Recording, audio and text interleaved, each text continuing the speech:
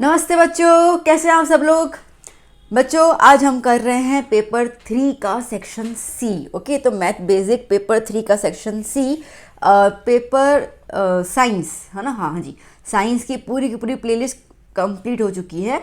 आपको सारे के सारे पेपर्स वहाँ पे 1 से लेकर 6 तक आपको वहाँ पे सारे के सारे डिटेल्ड सॉल्यूशन एक्सप्लेनेशन के साथ मिल जाएंगे।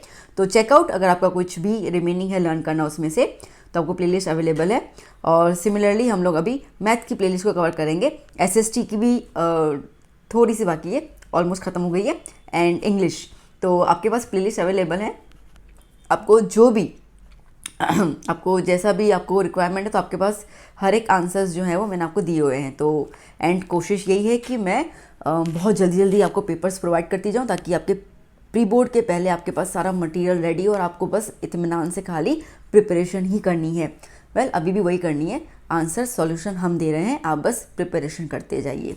तो बच्चों, अब जैसे आपको पता है कि हम सेक्शन सी कर रहे हैं पेपर 3 का, जो 3 मार्क का एक क्वेश्चन होता है। तो जल्दी से देख लेते हैं कि पहला क्वेश्चन क्या है।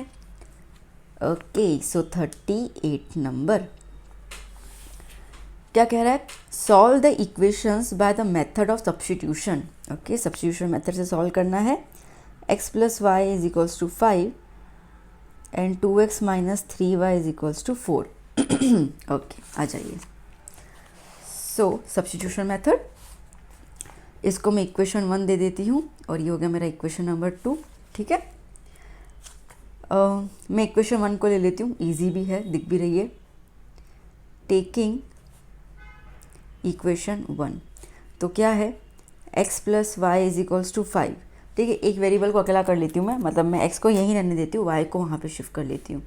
तो x is equals to 5 minus Y, ये हो गया मेरा थर्ड इक्वेशन। ठीक है, अब थर्ड इक्वेशन हो गया। अब ये थर्ड की वैल्यू मुझे अप्लाई करनी होगी सेकंड के अंदर। फर्स्ट ले लिया ना, ठीक है, फर्स्ट में से थर्ड निकाला, सेकंड अभी भी मैंने टच नहीं किया, तो पहले सेकंड की अपन यूज़ कर लेंगे। तो क्या लिखेंगे हम लोग, substituting equation 3 in equation number 2। Okay, so 2x minus 3y is equals to 4। So 2x की जगह पर 5 minus Y minus 3y equals to 4। Multiply कर लेंगे अंदर ब्रैकेट में, तो 2 को 5 से मल्टीप्लाई कर लो 10, 2 5 ज़ा 10, माइनस फिर इस 2 को मल्टीप्लाई कर लो y के साथ, तो 2y ज़ा 2y, फिर पीछे की तरफ minus 3y is equals to 4। ठीक है, ओके, सो 10। अब देखो दोनों y वाले टर्म्स हैं, क्या होगा इनके बीच में, साइन को देखो, माइनस माइनस प्लस होगा। तो क्या हो गया, 2 प्लस 3 5, ग्रेटर नंबर 3, साइन क्या है माइनस की, तो माइनस 5 इज इक्वल्स टू 4। बस ये हल्की हल्की सी चीज़ें होती है ना, बच्चों को समझ नहीं आती या मिस्टेक कर लेते हैं। नाउ अब ना मैं ये वाला टर्म वहाँ पे ले लेती हूँ, इसको अंदर ले लेती हूँ। तो 10 minus 4 is equals to 5y। Okay, तो 10 माइनस 4 क्या हो जाएगा, 6 इज इक्वल्स टू 5y। तो y निकालना है, तो नीचे आ गया, तो 6/5 is equals to y। Okay, अब यही वैल्यू हम इक्वेशन 3 में अप्लाई कर लेंगे, तो हम लोगों को x मिल जाएगा।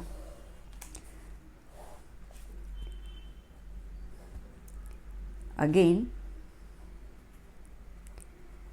substituting y is equals to 6/5 in equation number 3। ठीक है, इक्वेशन 3 क्या कह रहा है, 5 माइनस वाई, 5 माइनस 6/5। ओके, ये 5 मल्टीप्लाई हो जाएगा, 25 माइनस 6 होल अपॉन 5, इसको एलसीएम लेना कहते हैं ना हम लोग। ठीक है, तो 25 में से 6 गया, कितना बचेगा 19/5। ठीक है,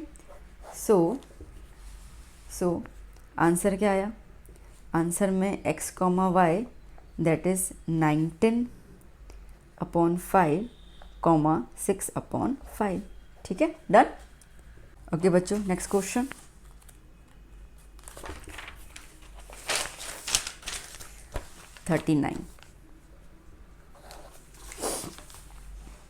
चलिए देखते हैं क्या है question 39। 5 pencils and 7 pen together cost ₹50। Okay, 5 pencil ले लो और 7 पेन ले लो और इनका मिलाकर आपको ₹50 देना पड़ रहा है। Whereas 7 pencils and 5 pens together cost 46। तो find the cost of 1 pencil and 1 pen. एक पेन और एक पेंसिल है तो हम लोग एक को x सपोज कर लेते हैं और एक को y सपोज कर लेते हैं, ठीक है। So let cost of 1 pencil is ₹X and cost of 1 pen is ₹Y. Okay, now according to question के हिसाब से क्या कह रहा है हम लोगों को, क्वेश्चन के हिसाब से कह रहा है हम लोगों को 5 पेंसिल और 7 पेन। एक पेंसिल का कॉस्ट कितना है x, तो 5 पेंसिल का कितना हो जाएगा 5x। समझ आया? देखो बेटा, मैं ये कह रही हूँ कि एक पेंसिल आपको ₹5 में मिल रही है ना। तो आपको अगर 10 पेंसिल लेनी है तो कितने में मिल जाएंगी, तो आप बोलोगे मैम 5 10 50। तो क्या किया, मल्टीप्लाई किया ना। एक पेंसिल आपको ₹5 में मिल रही है तो 10 पेंसिल, नंबर ऑफ पेंसिल्स को तुमने कॉस्ट के साथ मल्टीप्लाई कर लिया।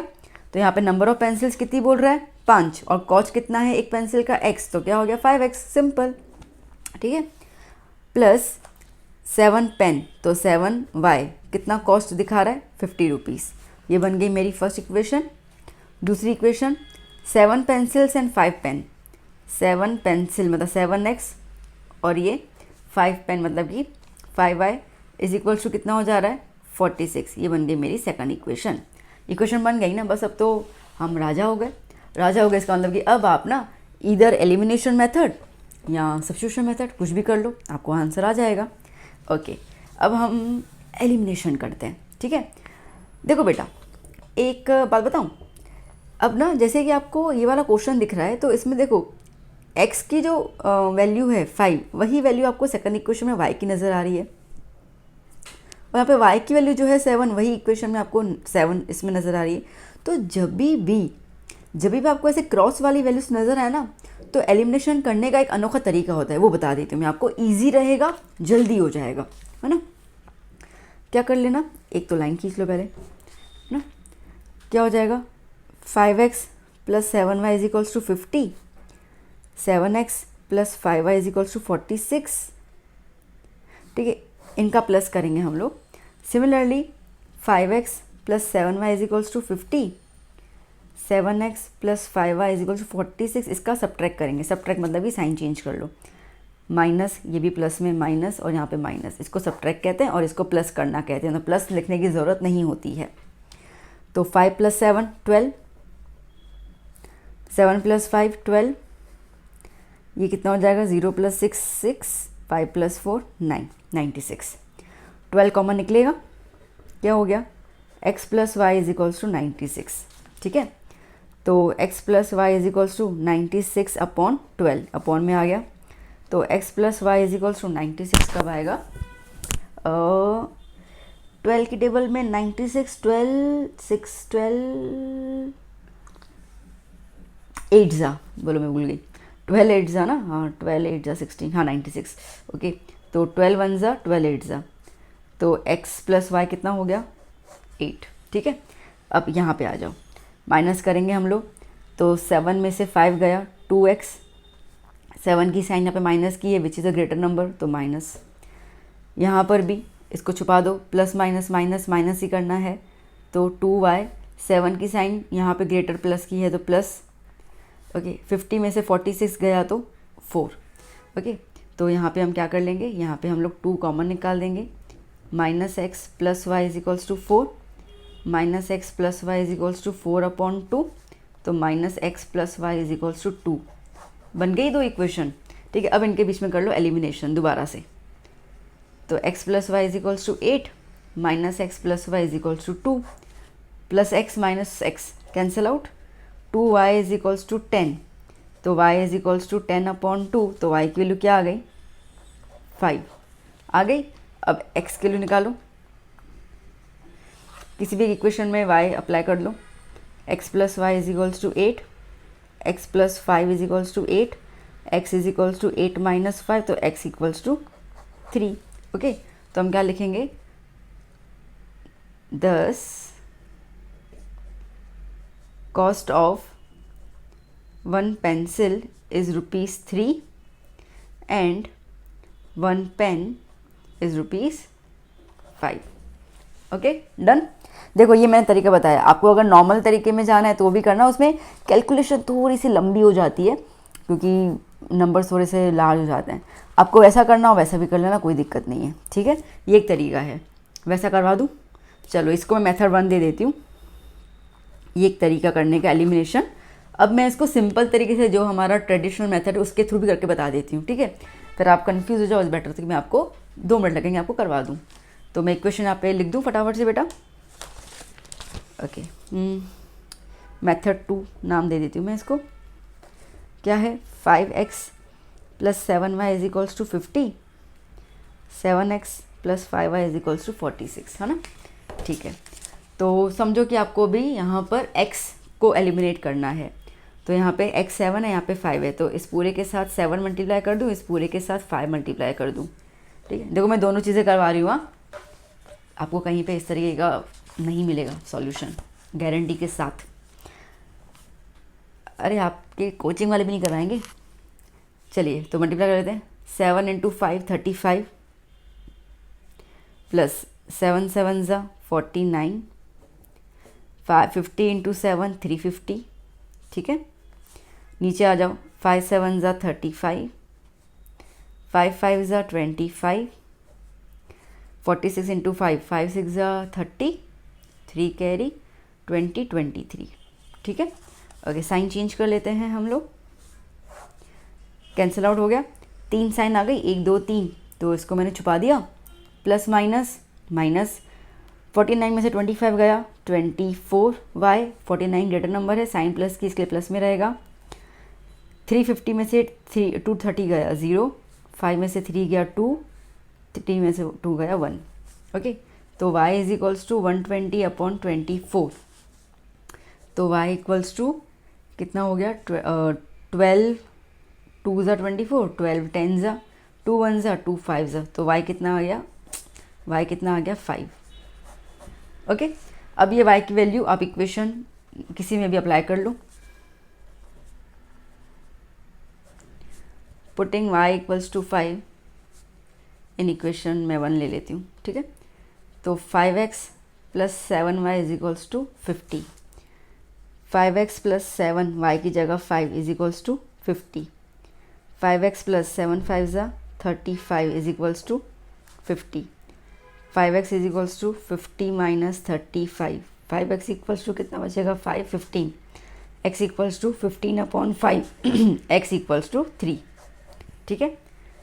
सो thus cost of 1 pencil is ₹3 and cost of 1 pen is ₹5, ठीक है। ये भी तरीका है, ये ट्रेडिशनल तरीका और वो नॉर्मल।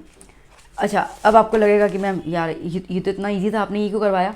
इसका करवाने का मेरा एक और रीज़न था।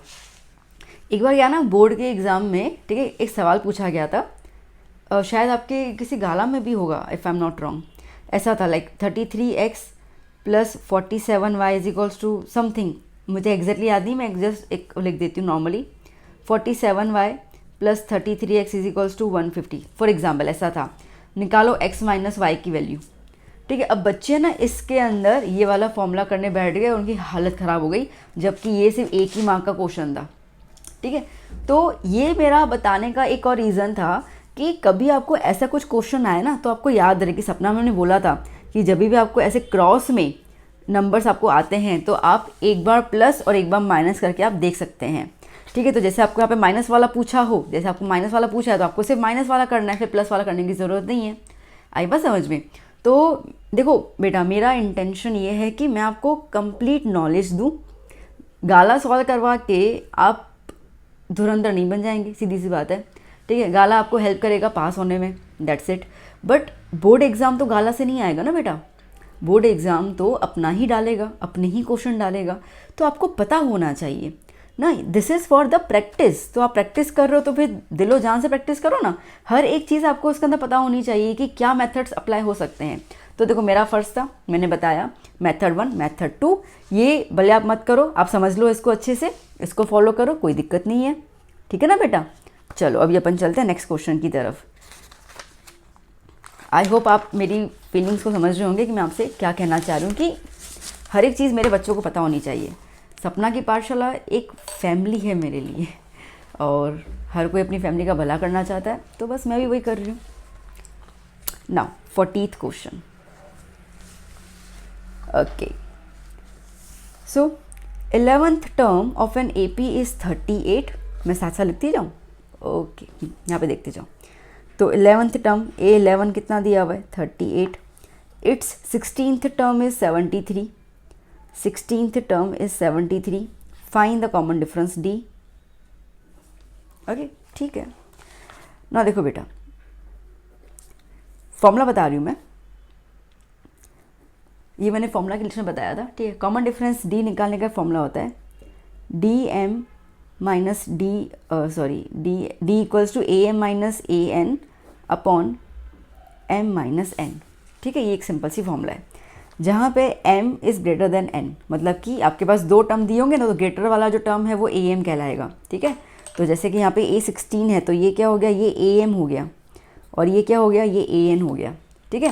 ये बहुत जल्दी निकल जाता है। तो AM कितना है 73, ओके पहले लिख देती हूँ मैं, A16 minus A11 upon M क्या है 16 नीचे वाला नंबर और 11, ठीक है। अब आप मेरे को बताओ A16 की वैल्यू क्या है 73, A11 की क्या है 38 अपॉन 16 माइनस 11। तो D इज इक्वल्स टू 73 में से 38 माइनस कर दो, कितना आएगा 6, यहाँ पर 5 है ना, ओके। और यहाँ पे कितना हो गया 35, और 16 माइनस 11 5, तो D कितना आ गया 7, सिंपल, ठीक है। तो कभी कॉमन डिफरेंस है तो आप ये वाली फॉर्मूला अप्लाई करके कर सकते हो। अच्छा, अभी आपको स्कूल में ऐसे भी सिखाया होगा, अगेन मेथड 1 मेथड 2, ठीक है। मेथड 2 दोनों सही हैं बिल्कुल, बेशक कोई गलत नहीं कर सकता। अब इसमें जैसे कि आपको A11 इज इक्वल टू 38 है, तो A11 को आप कैसे लिख सकते हो, A प्लस 10D लिख सकते हो ना, A plus 10D is equals to 38, और A16 आपको 73 दिया हुआ है, तो A16 को आप कैसे लिखोगे, A प्लस 15D लिखोगे। अब इन दोनों के बीच में कर दो elimination method, A plus 15D is equals to 73, minus minus minus cancel out, ठीक है। क्या हो जाएगा, प्लस माइनस माइनस तो minus 5D is equals to 38 में से 73 गया, तो वही चीज़ आ रही है यहाँ पे माइनस 35, ठीक है। D माइनस माइनस कैंसल, तो 5D इज इक्वल्स टू 35, तो D is equals to 35 upon 5, तो D इज इक्वल्स टू 7, है ना, सेम ही है, कोई दिक्कत नहीं है। तो आपके पास ये फॉर्मूला भी है, आपके पास ये तरीका भी है, आपको जो ठीक लगा आप उसको कर लीजिए, ठीक है बेटा। बोर्ड में दोनों वैलिड हैं, ओके, टेंशन मत लेना, बोर्ड में दोनों वैलिड हैं, दोनों के लिए आपको फुल मार्क्स मिलेंगे, ओके। कोई भी आपको स्ट्रेस लेने की ज़रूरत नहीं है, मैंने खुद ने बोर्ड के पेपर्स चेक किए और करती हूँ, तो इसके लिए मुझे पता है, तो आप टेंशन मत लो, I am an experience teacher, okay. तो इसके लिए दोनों फॉर्मूलाज वैलिड है, आपको जो ईजी लगे ना बच्चा जी वो फॉलो कर लो, कोई दिक्कत नहीं है, ठीक है। चलिए नेक्स्ट क्वेश्चन देख लेते हैं अभी हम लोग। 41, check whether 5 minus 2, 6, 4 and 7, minus 2 are the vertices of an isosceles triangle। अच्छा ठीक है, isosceles triangle ABC, A के मैं कोऑर्डिनेट्स ले लेती हूँ 5, माइनस 2, B के ले लेते हैं 6, 4, C के ले लेते हैं 7, माइनस 2, ठीक है। और हमें चेक करना है कि ये ट्रायंगल जो है वो आइसोसेलेस है। इसका मतलब क्या हुआ बेटा, आइसोसेलेस ट्रायंगल का मतलब क्या है, एनी 2 साइड्स इक्वल, है ना। इसका मतलब तो यही है, इसका मतलब कि हमें इनकी साइड्स निकालनी पड़ेंगी। साइड्स निकालने के लिए हमें क्या करना है, मेजरमेंट निकालना है। मेजरमेंट मतलब कि हमें डिस्टेंस फॉर्मूला लगाना है, ठीक है। तो पहले अपन ले लेते हैं यहाँ पर AB, ए बी साइड निकाल देते हैं, ठीक है। तो ए के लिए ए क्या है कोऑर्डिनेट्स 5, इसको x1 y1 ले लेती हूँ मैं, और बी क्या है 6, 4, इसको x2 y2 ले लेती हूँ, ठीक है। तो distance formula A B is equals to x1 - x2 whole square plus y1 - y2 whole square under root.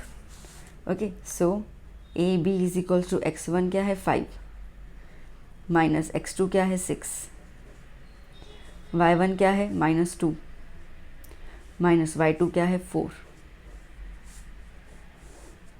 So A B is equals to 5 - 6 -1 minus minus plus, तो 2 + 4 -6।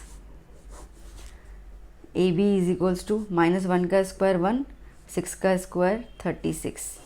तो ए बी कितना आया बच्चा जी 37 रूट में। अब रूट इसका तो निकल नहीं सकता, प्राइम नंबर है, ठीक है। तो ये हो गया मेरा ए बी। अब हम बात करते हैं बी सी की, ठीक है। बी सी में बी जो है वो 6, 4, इसको मैं x1 और y1 मान लेती हूँ, और सी जो है वो 7, -2, इसको मैं x2 और y2 मान लेती हूँ, ठीक है। अगेन फॉर्मूला लगा देंगे हम लोग, B C is equals to x1 - x2 whole square plus y1 - y2 whole square under root में B C equals to x1 की जगह पर 6, x2 की जगह पर 7। Okay, y1 4 -2। ओके, यहीं पे कंटिन्यू कर लेती हूँ, तो ठीक है, फिर पेज पलटना पड़ जाएगा बार बार। ओके, तो B C is equals to, देखो 6 - 7 मतलब -1 आएगा, -1 का स्क्वायर प्लस, ये देख लो तो बेटा 4 माइनस माइनस क्या होगा प्लस, तो 4 + 2 कितना हो गया 6।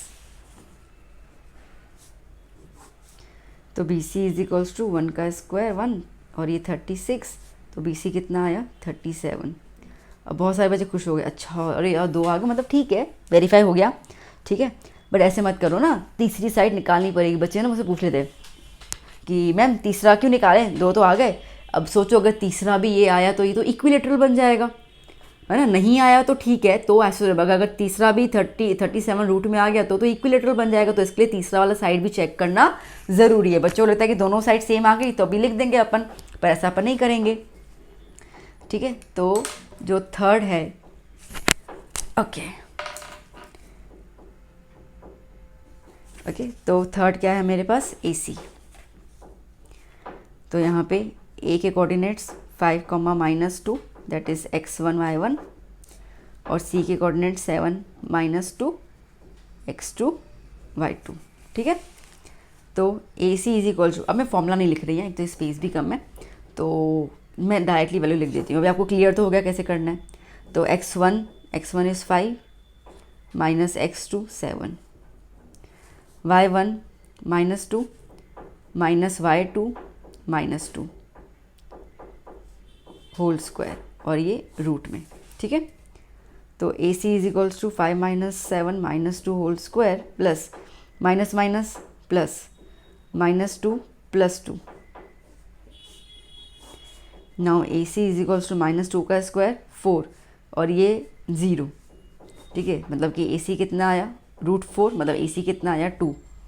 Okay, so here A B is equals to B C but not equals to A C.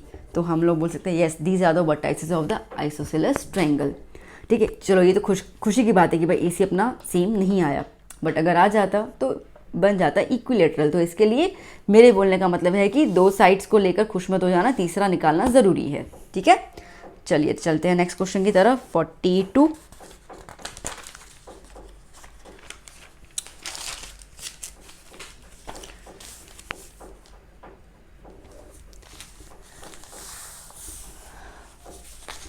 now 42. Find the coordinates of the point which divides the line segment joining the points 4, -3 and 8, 5 in the ratio 3:1. Okay. A, B 2 points दिए हुए हैं 4, -3 8,5 और एक point उसको काट रहा है, उसके कोऑर्डिनेट्स निकालने हैं, एक्स वाई सपोज कर लिया, जो काट रहा है 3:1 में, मतलब कि 3 और ये हुआ 1। ओके, सीधी बात है, कोऑर्डिनेट्स निकालने मतलब कि हमें सेक्शन फॉर्मूला यूज़ करना पड़ जाएगा। तो इसमें m आ गया 3, n आ गया 1, ये हो गया x1 y1 और ये हो गया x2 y2। ठीक है, सब लिख दो अच्छे से, सीधा लगा दो भी formula, p x, y is equals to m x2 plus n x1 upon m plus n, comma m y2 plus n y1 upon m plus n। ठीक है, p x, y is equals to m की जगह पर 3 into x2 कितना है 8, plus n की जगह पर 1, x1 कितना है 4। ठीक है, अपॉन m प्लस n मतलब कि 3 + 1। अब यहाँ पर m3, y2 कितना है 5, प्लस n कितना है 1 और y1 कितना है -3 अपॉन 3 + 1। Okay, now p x, y is equals to 3 8 = 24, 4 1 = 4 upon 4, 3 5 = 15, 1 into -3 -3 upon 4।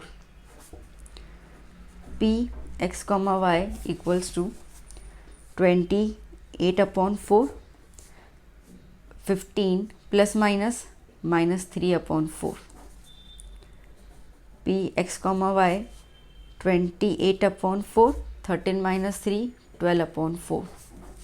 ठीक है, 4 1 = 4 7 = 28, 4 1 = 4 3 = मतलब कि जो p के कोऑर्डिनेट्स हैं वो कितने आ गए 7, 3 आंसर। ठीक है, done. Okay, next question 43।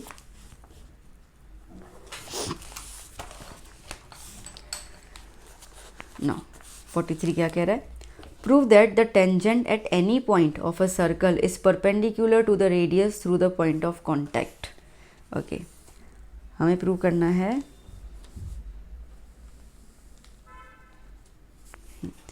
Prove that the tangent at any point, ये रहा टेंजेंट ए बी और ये पॉइंट पी पे उसको टच कर रहा है सर्कल को, is perpendicular to the radius through the point of contact. ठीक है, तो ये परपेंडिकुलर है, वो हमें ये परपेंडिकुलर है वो हमें बताना है। ओके, तो आपको गिवन क्या है, given A B is a tangent to a circle with radius R and center O at point P, at point of contact P। ठीक है, हमें प्रूव करना है that OP is perpendicular to AB। ठीक है, proof हम क्या करेंगे बेटा, यहाँ पर टेंजेंट पे एक पॉइंट ले लेते हैं Q। ठीक है, और उसको O के साथ ज्वाइन कर लेते हैं। ठीक है, तो क्या लिखेंगे, let's take a point Q on tangent AB। Okay, also join OQ। ठीक है, अब समझना, ये OP जो है बेटा, ये OP रेडियस है, क्लियर है ना। ये समझो ये वाली पॉइंट है मेरी, यहाँ पर कोई भी एक नाम दे देती हूँ मैं इसको, समझो ये R, ये R एक पॉइंट है। ठीक है, छोड़ दो, S दे देती हूँ क्योंकि रेडियस के लिए R तो लेना ही पड़ जाएगा, ये S। तो ये OS एक पॉइंट है। अब अगेन देखो, सेंटर O से स्टार्ट हो रहा है और सर्कल के S पॉइंट पे टच कर रहा है, तो ये भी क्या हुआ बेटा, रेडियस हो गया।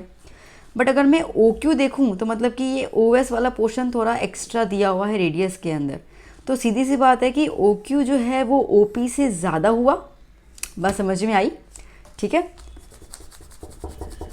देखो ये ओ पी जो है वो रेडियस है ना, इतना तो क्लियर ही है ना। सेंटर से सर्कल की पॉइंट रेडियस कहलाती है। इस पॉइंट को एस नाम दे देते हैं, तो ये ओ क्यू जो है वो भी रेडियस है, ठीक है, बट ओ एस सॉरी, ठीक है, पर ओ क्यू जो है वो सर्कल के बाहर जा रहा है, मतलब सीधी सी बात है ये रेडियस से ज़्यादा है, मतलब कि ये ओ पी से ज़्यादा है ना। तो अब इसको लिखेंगे कैसे हम लोग? Pen, okay. सो हम लोग यहाँ पे इस तरीके से लिखेंगे, the point Q lies outside the circle, so OQ is greater than OP, ठीक है। नाउ अब आप इस पे Q ले लो, एक और पॉइंट ले लो X, यहाँ पे एक और पॉइंट ले लो Y, यहाँ पे एक और पॉइंट ले लो Z, कुछ भी लो, ये OP से तो ज़्यादा ही होने वाली है ना, खुद सोच लो, क्योंकि सारी की सारी सर्कल के बाहर जा रही हैं, ठीक है। तो क्या लिखेंगे? Since this happens for every point on tangent, ठीक है, टेंजेंट ए बी पे हम कोई भी पॉइंट लेंगे, ठीक है, सबके साथ ऐसा ही होगा except point P. Point P के अलावा बाकी आप कुछ भी पॉइंट्स ले लो, सबके साथ तो ये दुर्घटना घटने वाली है, ठीक है, सब जो है वो ओपी से ज़्यादा ही होने वाले हैं, ठीक है। तो हम ये बोल सकते हैं, सो ओपी इज़ द शॉर्टेस्ट, ठीक है, OP is the shortest distance, okay. अब बेसिकली ट्रायंगल के अंदर ऐसा होता है कि, या नॉर्मली कि ये ना, अगर जो शॉर्टेस्ट डिस्टेंस होता है ना, सॉरी, जो शॉर्टेस्ट डिस्टेंस होता है, ठीक है, वही जो होता है वो परपेंडिकुलर में होता है। तो perpendicular line is always the shortest one, याद कर लेना, ओके। सो देयरफॉर हम लोग यहाँ पे लिखेंगे, so therefore OP is the shortest distance, so therefore OP is perpendicular to radius, ठीक है। सो therefore बस OP is perpendicular to radius, sorry, OP is perpendicular to tangent, ठीक है। तो OP is perpendicular to AB, that's it, ठीक है, done, clear बच्चों। Next 44,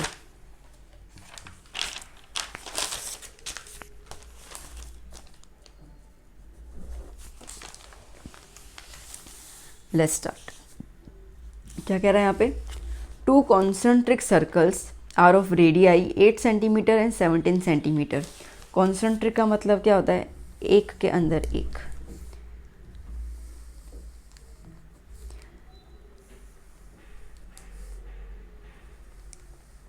ठीक है।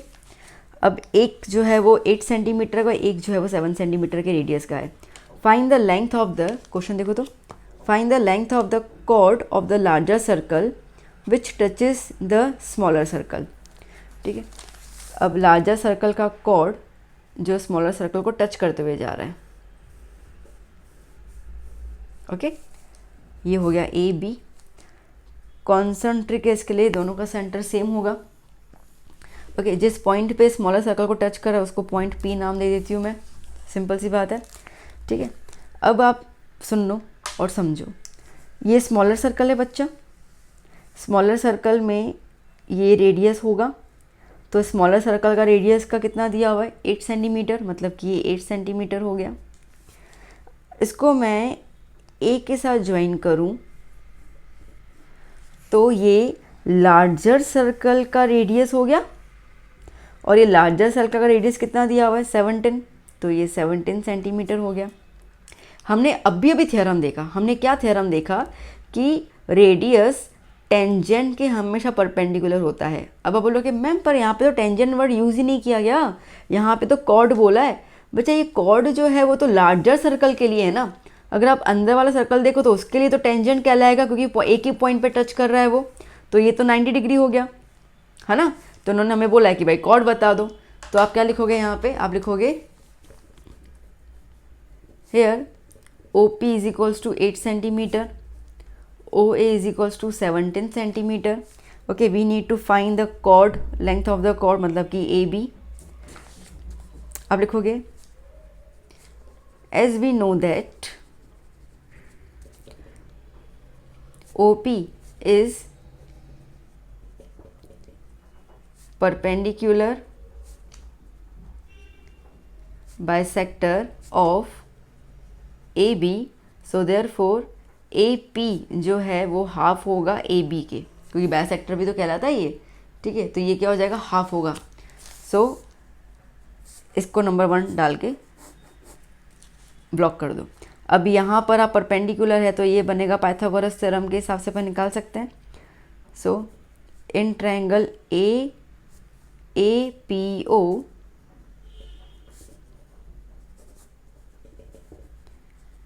बाय पाइथागोरस थ्योरम क्या हो जाएगा, OA square is equals to OP square plus AP square.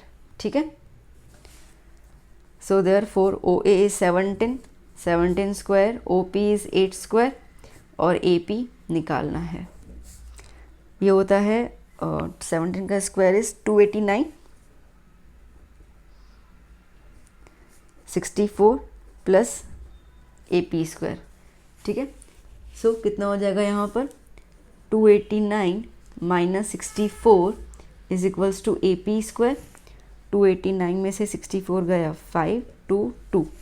Okay, 225 is equals to AP square. So therefore AP is equals to 225 का under root. So AP is equals to 225 is perfect square of 15. तो ये आ गया 15 centimetre. हमें निकालना है AB. AB क्या है, AP जो है वो AB का हाफ है, मतलब कि AB जो है वो AP का डबल हो गया. So AP is the half of AB. AP is 15, half of AB. ये 15 इंटू 2 कर लेंगे तो AB कितना आ गया, 30 सेंटीमीटर. डन, क्लियर बच्चा जी. चलिए नेक्स्ट 45. समझ में आ रहा है ना बच्चों, क्लियर हो गया. ठीक है, हर एक चीज़ को अगर ऐसा लगे तो थोड़ा सा 1-2 बार देख लोगे रिवाइंड करके तो क्लियर हो जाएगा. हालांकि I am using very simple language so that आपको कोई दिक्कत नहीं हो. ओके, तो 45 क्वेश्चन क्या कह रहा है, the following data gives the information on the observed life time of the 225 electric components. तो लाइफ टाइम दिया हुआ है, फ्रीक्वेंसी दिया है, फाइंड द मोड. ठीक है, मोड निकालना है. तो मैं इसको पहले यहाँ पे बना दूँ. ठीक है, तो थोड़ा इजी हो जाएगा, फिर अपन मोड निकाल दें. मोडाल लाइफ टाइम मतलब कि मोड निकालना है. ठीक है, तो just give me a minute, मैं इसको फटाफट से बना देती हूँ. देखिए बच्चों, so this is the table. हमें निकालना है मोडाल. ठीक है, देखो मोडाल हमेशा आप स्टार्ट करोगे F1 से. ठीक है, पहले फॉर्मूला लिख देते तो आपको क्लियर हो जाए. तो मोडाल का फॉर्मूला होता है L plus F1 minus F0 upon 2F1 minus F0 minus F2 multiply by H. ठीक है, ये फॉर्मूला रहता है. सबसे पहले हम F1 से स्टार्ट करेंगे. F1 मतलब क्या होता है, F1 मतलब कि हाईएस्ट फ्रीक्वेंसी. तो अभी आपके पास फ्रीक्वेंसी की टेबल में देखो सबसे बड़ा नंबर कौन सा है, 61. तो ये हो गया आपका F1. इसके ऊपर वाला F0 या F0 जो भी आप बोलते हो, इसके नीचे वाला F2. इतना क्लियर हो गया. अब ये जो F1 वाला है ना उसको ब्लॉक कर दो, क्योंकि बाकी सब चीज़ें मुझे यहीं से ही चाहिए. ठीक है, तो ये जो 60 है वो मेरा L बन जाएगा. और इन दोनों के बीच में गैप कितना है, 20 का. तो H कितना हो गया, 20. तो चलो शुरू कर लेते हैं हम लोग यहाँ पर. Z इक्वल्स टू L की जगह पर क्या लिख दूँ मैं, 60 प्लस F1 क्या हो जाएगा, 61, F0 52. Okay, upon 2F1 2 into 61 minus F0 52 minus F2 38 multiply H मैंने क्या कहा था, इन दोनों का सब्ट्रैक्ट कर लो. ठीक है, तो 80 में से 60 गया तो कितना बचा, 20. तो H is 20. Okay, now z is equals to 60 plus 61 में से 52 चले जाएंगे तो कितना बच जाएगा हमारे पास 9। हाँ ठीक है 9। 2 into 61 is 122 minus 52 minus 38 multiply by 20। 60 plus 9 122 minus minus minus क्या होता है प्लस, तो 52 और 38 को प्लस कर लो तो 10 9 कितना आया 90 मल्टीप्लाई बाय 20। 60 प्लस 9 अपॉन 122 में से आप 90 को सब्ट्रैक्ट कर लोगे तो 32 इंटू 20। ठीक है कटिंग कर लें, 2 की टेबल लगेगी, 2 10 2 16 2 5 2 8। ठीक है तो 60 प्लस 9 इंटू 5 कितना हो गया 45 अपॉन में 8। 60 प्लस 45 को आप जब 8 से डिवाइड करोगे तो 45 को हम लोग 8 से डिवाइड करते हैं। 8 5 40 5.0 8 6 48 2 0 8 2 16 4 0 8 5 40 है ना, तो कितना आया 5.625।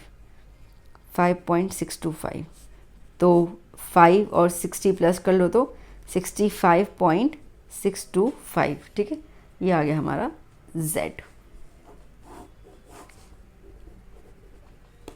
ओके बच्चा done clear. Okay so now अभी लास्ट क्वेश्चन। ठीक है लास्ट क्वेश्चन हमारा रह गया इस पूरे सेक्शन का, तो चलो जल्दी से ख़त्म कर लेते हैं और साथ साथ में मुझे बताते जाओ। जब तक मैं पेज टर्न करूँ तब तक लाइक कर दो वीडियो को, शेयर कर दो वीडियो को जल्दी से, और बताओ कि आपको कैसा लगा आज का सेशन और समझ में आया। जहाँ पे मैंने 2 मेथड बताए वो आपको वैलिड लगा। मतलब द पॉइंट इज़ कि मैं आपसे पूछना चाह रहा हूँ कि अगर कभी मुझे ऐसे 2 मेथड बताने हो तो क्या मैं बताऊँ कि नहीं बताऊँ। एक बार कमेंट सेक्शन में ज़रूर बताएं कि हाँ मैम हमें अच्छा लग रहा है अगर हम एक किस्म को 2 मेथड से कर रहे हैं, या अगर आपको लग रहा है कि नहीं ज़रूरत नहीं तो मुझे वही बता देना कि मैम नहीं जो हमारा ट्रेडिशनल तरीका है ना वैसा ही हमें सिखाओ, तो मैं वैसे सिखाऊंगी। तो थोड़ा सा मुझे ये कमेंट करके मेरा कन्फ्यूजन थोड़ा क्लियर कर लेना और एडवाइस दे देना कि आपको किस तरीके की चीज़ें समझ आ रही हैं, है ना, मतलब पसंद है तो मैं फिर वैसा करूँ ना, उसी पे मैं फोकस करूँ। Okay now last question 46। A die is thrown twice. ठीक है 2 बार फेंका जा रहा है। अब तो पहली बात तो ये कि 2 बार फेंक रहे तो पहले आउटकम बना ही दो। ठीक है उसके बाद बाकी सारी चीज़ें करेंगे हम लोग। तो जब आउटकम्स क्या हो जाएंगे 1, 1, 1, 2, 1, 3, 1, 4, 1, 5, 1, 6। ठीक है अब ये 1 की सीरीज़ हो गई। अभी 2 की 2 1 2 2 2 3 2 4 2 5 2 6। फटाफट से सारे के सारे कंप्लीट कर लेती हूँ मैं।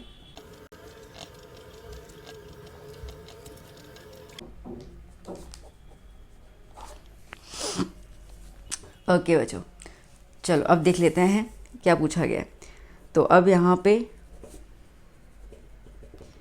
टोटल आउटकम्स कितने होंगे 36 क्लियर है वो। तो अब क्या कह रहा है find the probability that 5 will not come up either time. एक बार भी 5 नहीं आना चाहिए। ठीक है तो फर्स्ट को हम यहाँ पे इवेंट ए ले लेते हैं।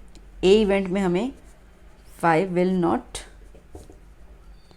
कम अप ईदर टाइम, मतलब कि कहीं पे भी आपको 5 दिखना ही नहीं चाहिए। तो अब जो 5 वाली सीरीज है उसको काट लो। ये 5 यहाँ दिखा, देखो एक तो ये पूरी 5 की रेंज ये वाली है ना, एक ये और ये पूरी जाएगी। यहाँ पे कितने 6 और यहाँ पे कितने होंगे 5। अब बोलेगा मैम ये रहे 6 बट ये देखो 5 और 5 दो बार रिपीट होगा ना, 2 बार तो हो नहीं पाएगा ना, एक ही बार करना पड़ जाएगा। तो अगर आप यहाँ पे 6 गिन रहे हो तो ये यहाँ पे कितने ये 4 तक और ये 5, मतलब कितने हो गए 6 + 5 11। तो 11 बार आपको नहीं दिखना चाहिए, नहीं दिखना चाहिए। दैट मीन्स 36 में से आपको ये 11 बार नहीं दिखना चाहिए, ठीक है। तो क्या हो जाएगा, इसके अंदर माइनस कर लेंगे अपन। सो कितना बच गया हमारे पास, 25 टाइम्स, मतलब 25 टाइम हमें नहीं दिख रहा है। So the probability of the event A is 25/36। Done. चलिए नेक्स्ट। ओके क्या हो गया, 5 will come up at least once. 5 will come up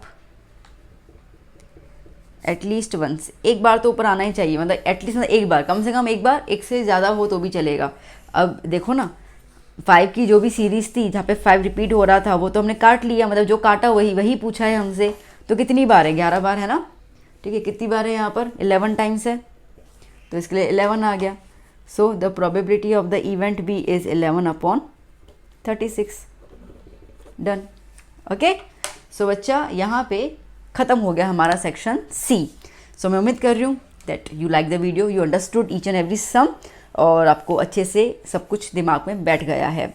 अगर कुछ आपको ऐसे एडवाइस देना लगता है या कुछ सजेशंस, तो आप मुझे ज़रूर बताइएगा कमेंट सेक्शन में, और वीडियो अपने फ्रेंड्स के साथ ज़रूर शेयर कीजिए। अब हम चलेंगे नेक्स्ट वीडियो में, जहाँ पे हम लोग नेक्स्ट सेक्शन की बात करेंगे। अब अच्छे से प्रिपरेशन करते रहिए, और मैं आपको वीडियोस प्रोवाइड करती जा रही हूँ।